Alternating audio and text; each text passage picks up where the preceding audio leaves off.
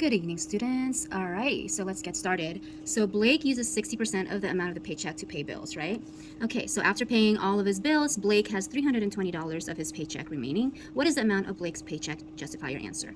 Okay, so what we want to do here is really understand what this question is asking us, all right? So we understand that Blake uses 60% of the amount of his paycheck to pay his bills. So what we want to do is make sure to create a tape diagram, right, out of 10 units, okay? So 1, 2, 3, 4, 5, 6, 7, 8, 9, 10. Okay?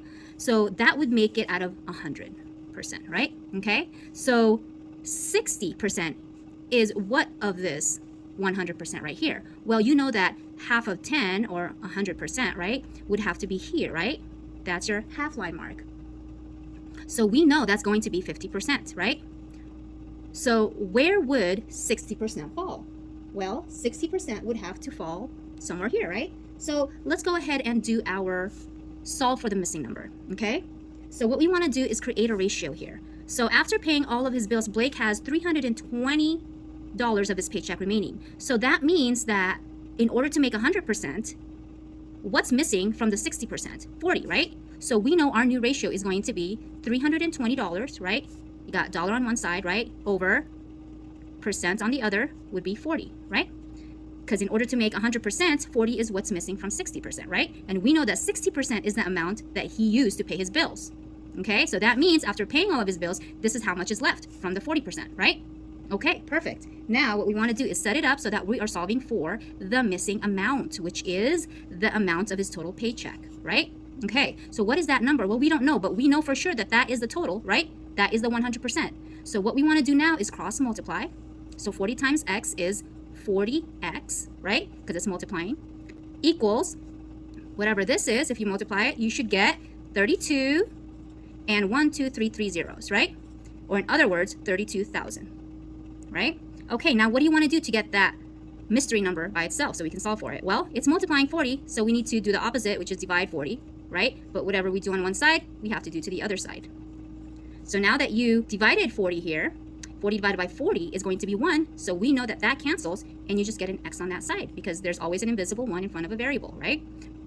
So now you want to go ahead and divide 32,000 by 40. The easiest way to do this is to knock out the zeros that you see there. So you see 1 0 there, so you got to knock out the same amount here. Okay, now you're just left with 3,200. So 3,200 divided by 4. Okay, and this is easy because we know that 4 goes into 32 how many times? 8 times, because 32 divided by 4 is 8. And then you just add those zeros. And there you go. That is your total amount. So we know that that total amount should fall here, right? So if you were to do a double number line, we know that this 100% here should be the $800. Okay? But let's finish up our tape diagram here.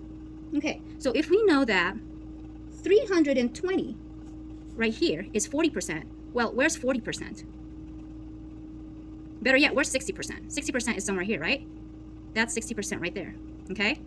So if we know that that's 60%, we know that this is 40%, right? And 40% is $320. So we know that this 40% right here is $320, okay? Now, let's figure out how many 40% are in here, or how many $320 we can find in here. So we know that 4 units equal 320, right? So let's count another 4. 1, 2, 3, 4. And that's another 320, right? And then we're just left with 2 units, meaning half of whatever this 4 was, right? So half of 320 is 160. Okay, because if you double 160, you should get with 320. Okay? So now that you add all these up, when you add all those up, you should get 800. Okay, so let's go ahead and add them up. 320 plus 320 should give you 640, right? Plus 160, so 640 plus 160. 0 plus 0 is 0. 4 plus 6 is 10. Drop the 0, carry the 1 over. 6 plus 1 plus 1 is 8. So you know you did this correctly. So this is your answer, $800. So if you want to go ahead and continue your double number line here just to check, you know that this is the 50% mark right here, right? Okay, So if that's 50, this is 60, 70, 80, 90, right? So 60, 70, 80, 90. So 60% would have to be here, right? And we know that 60% was the amount that he paid for his bills. So that means at 40% right here, he paid 300, or he has $320, right? So this is $320. And you have to understand that 320 divided by 4 is going to give you 80. Because there's 4 units in 320. So if this original ratio gives you 80, this is how many times you have to jump up to get to 800, right? So if you jump by 80 from 320, what do you get? Don't you get 400? Okay. Jump another 80, you get 480. Jump another 80, you get 560. Okay, and then jump another 80, you get 640. Jump another 80, you get 720. And if you jump another 80, you should get or land in 800. Okay? So I hope this concept of the double number line makes sense. I hope the tape diagram makes sense to you. And then I hope that finding for the missing number here makes sense as well, because this is what you're going to get tested on tomorrow. So please study hard. Let me know if you have any last minute questions tomorrow. I'll be more than happy to answer them for you before we start the test. All right? And then over here for this one, you're basically just figuring out the percent of the number given to you. So let's read it. It says Kayla has this much in her savings account, okay? $8,836, okay? So the bank gives Kayla 5% of the amount of money in the account as a customer bonus. So they take 5% of whatever this is and give it to her, okay? What amount of money does the bank give Kayla? So we're trying to figure out 5% of this number. Well, how do you write 5%? It's 5 over 100, right? Because that's what the percent stand for. 5% of means multiply, right?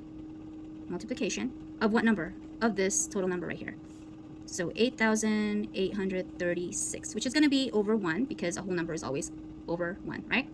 Now, you want to go ahead and multiply across, right? So what's 5 times 8,836? Well, 5 times 6 is 30, right? So drop that 0, carry the 3 over. 5 times 3 is 15, plus 3 is 18. Drop that 8, carry the 1 over. 5 times 8 is 40, plus 1 is 41. Drop that 1, carry the 4 over. And then you got another 8 times 5 is 40, plus that 4 is 44. Okay, so that's 44,180 over 100 times 1 is 100. All right, now what you're going to do is divide this, okay? The easiest way to do this right now is to see that there's a 0 at the end, so you can knock out those 1 zeros, right? 1 here and 1 there, however many you take from there. That's the same amount you take from there, okay? So now you're left with 4,418, so let's rewrite that. 4,418 divided by 10, okay? So let's go ahead and divide that. So you got a 4,418 divided by 10. So we know that 10 goes into 44. How many times? 4 times. And 4 times 10 is 40. Subtract that, you get a remainder 4. Drop that 1 over. Now you get a 41. 10 still goes into 41 4 times. Okay? So 4 times 10 is 40. Okay, subtract that. You get a 1. Drop that last number, 8, right there. Okay? So you have 10 goes into 18 0 times. Okay? Or sorry, not 0, 1 time.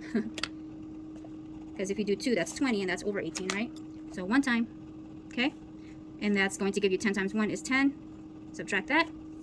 You get an 8 as your remainder, right? But because you have no more numbers to bring down, you're just going to bring down an invisible 0 right here. But in order to do that, you have to carry up a decimal, okay? Bring up a decimal, and then bring down a 0. Okay? Now you know that 10 goes into 80 evenly, right? How many times? 8 times. Okay?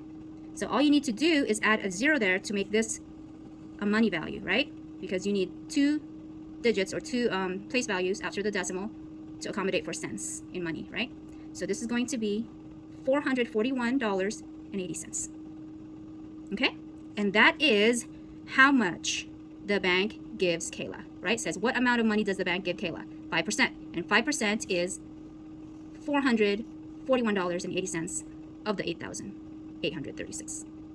Okay, I hope that makes sense, guys. All right, so I'm going to wrap it up, and good luck on tomorrow's test. Please study hard. Also watch Mr. J videos.